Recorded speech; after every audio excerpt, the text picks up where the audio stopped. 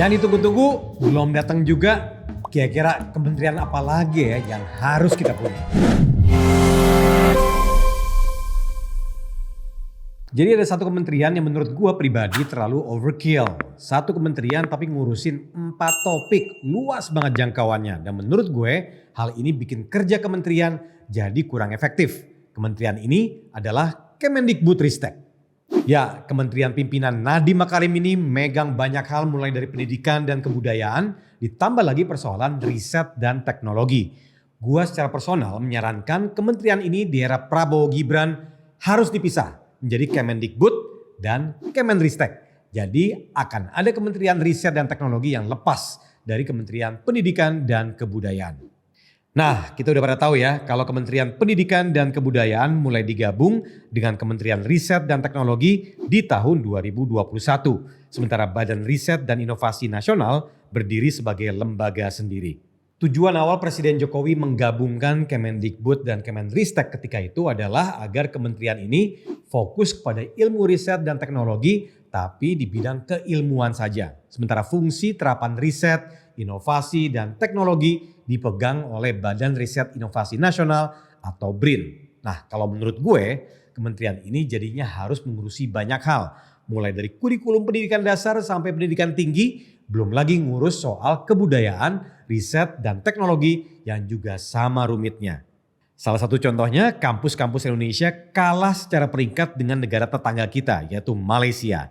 Dikutip dari QS World Ranking, Universitas Malaya pas tahun 2023 di peringkat 70, sementara di tahun 2024 di peringkat 65. Nah, kalau dibandingkan dengan universitas kita yang paling atas, yaitu adalah Universitas Indonesia, ini berada di peringkat 248 pas tahun 2023 dan kemudian di tahun 2024 di peringkat 237.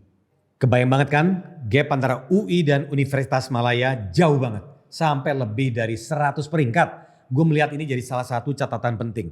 Buat Kemendikbudristek, walau peringkat kampus kita naik, tapi belum cukup untuk melampaui kualitas kampus negara tetangga.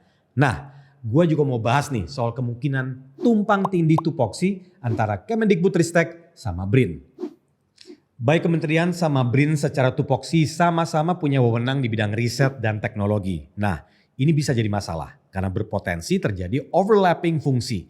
Misalnya, sebuah universitas mengembangkan teknologi baru yang didanai oleh BRIN, tapi juga mendapatkan dana dan arahan riset dari Kemendikbudristek. Ini bisa menyebabkan kebingungan terkait dengan laporan dan juga pengelolaan hasil riset.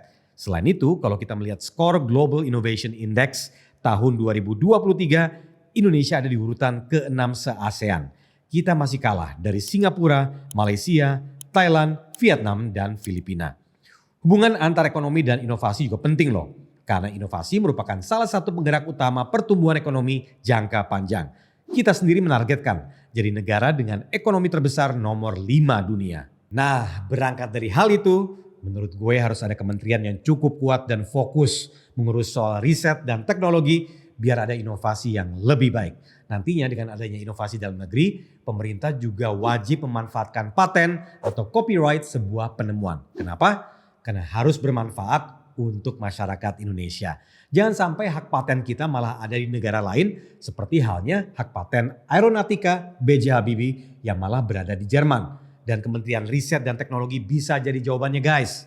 Walaupun emang sih sekarang udah ada BRIN, secara wewenang akan lebih luas kementerian karena mereka bisa membuat kebijakan sementara BRIN nggak bisa. Nah, dengan adanya keleluasaan kebijakan maka pengembangan teknologi zaman sekarang seperti AI, energi alternatif dan biomedik seharusnya bisa dikembangkan di Indonesia. Tapi nggak hanya itu, ada sejumlah hal yang menurut gue jadi alasan yang cukup krusial kenapa Kemendikbud harus dipisah dengan Kemenristek. Pertama, dengan memisahkan Kemendikbud dan Kemenristek, masing-masing bisa lebih fokus di bidangnya. Kemendikbud bisa lebih mengkonsentrasikan upayanya pada pengembangan talenta melalui pendidikan dan kebudayaan.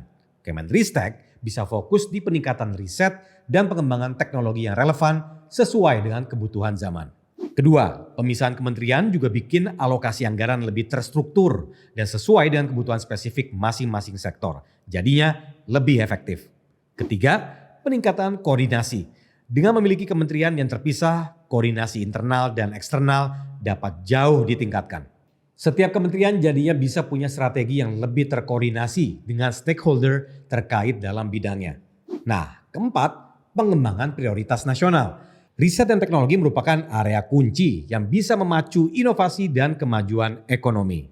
Ini tuh selaras dengan target Indonesia menjadi salah satu negara dengan ekonomi nomor 5 terbesar dunia. Dengan adanya Kemenristek yang terpisah, pemerintah bisa banget menekankan pengembangan sains dan teknologi sebagai prioritas nasional, termasuk mendorong riset yang berorientasi pada solusi untuk masalah-masalah nasional. Nah, kalau kita melihat negara maju, ada sejumlah negara yang memisahkan antara Kementerian Pendidikan dan Kementerian Riset dan Teknologi. Misalnya di Korea Selatan dan Prancis. Korea Selatan punya Kementerian Sains dan Teknologi serta Kementerian Pendidikan yang terpisah.